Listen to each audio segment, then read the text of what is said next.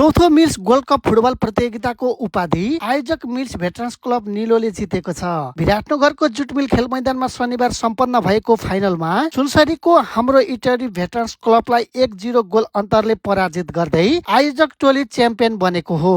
उपाधिसँगै आयोजक मिल्स भेटरनले नगद 81,111 रुपैयाँ र ट्रफी हात पारेको छ। उपविजेता बनेको इटरीले नगद 41,000 रुपैयाँ 111 रुपैयाँ ट्रफीमा चित्त बुझाएको छ। आयोजकको जितको लागि डेनिस राईले निर्णायक गोल गरे। कप्तान रानु राणा मगरले डिबक्स बाहिरबाट उपलब्ध गराएको उत्कृष्ट क्रस पासलाई सदुपयोग गर्दै राईले बललाई जाली चुमाएका थिए। सोही गोलले टिमको लागि जितको लागि निर्णायक बन्यो। प्रतियोगिताको व्यक्तिगत विधातर्फ आयोजक Dilip Baskota player of the tournament घोषित भए। त्यसैगरी आयोजक सुरज श्रेष्ठ गोलकर्ता बने भने म्यान अफ द सिरिज कोमल खवास घोषित भए। कार्यक्रमका प्रमुख अतिथि कोशी प्रदेशका वन तथा पर्यटन मन्त्री भीम पराजुलीले खेलकुद क्षेत्रको विकासको लागि प्रदेश सरकार लागि परेको बताउनु भयो।